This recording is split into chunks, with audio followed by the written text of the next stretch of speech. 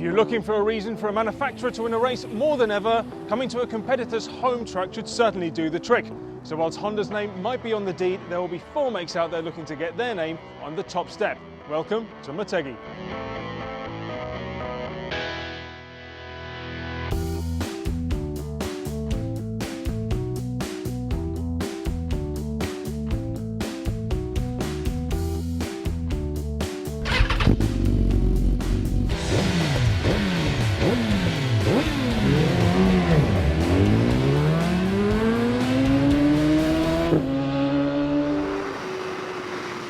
Compared to many other tracks, Motegi can actually be summed up quite easily.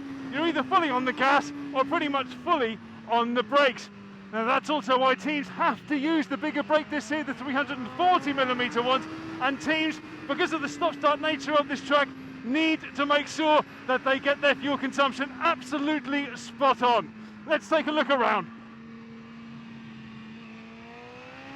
On to the home straight.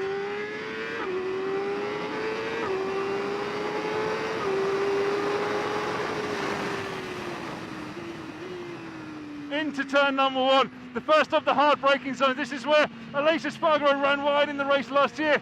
Now out of turn number 2, this first hard acceleration zone we're talking about. Teams will be fighting against the wheelie here, so we might see the doomed winglets being used quite heavily. Into turn number 3, and a very similar corner combination to the first one we just saw. This is where Lorenzo ran wide in last year's race and let Rossi through. Out of turn number 4, another hard acceleration point. You'll actually see teams playing around with different fueling in different gears and in different corners. Up to turn number 5, and this braking zone, favourite passing point. You see it on TV so much. This is where lots of riders pass before coming under the famous tunnel here in Motegi.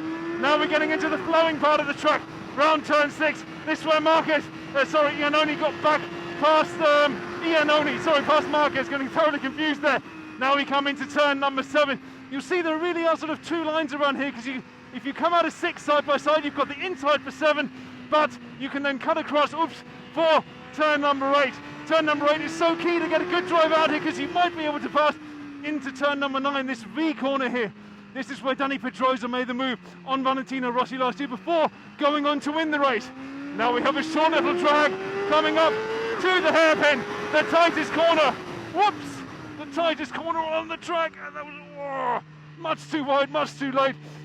Jack Miller actually also got it slightly wrong last year and unfortunately crashed, so you have to make sure you get it right, especially the drive onto the straight, the back straight, where you definitely will not want to save any fuel whatsoever.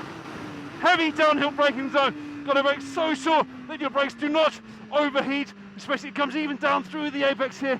A really favourite final passing point before we then come into turn number 12. It's a sort of sweeping left just before pit lane, but you have to slow down because you are going to come around this final chicane, victory curve it's called, and onto the main straight. Make sure you don't save it until the last corner to make that final pass, because it is a relatively short drag now to the finish line in the land of the rising sun.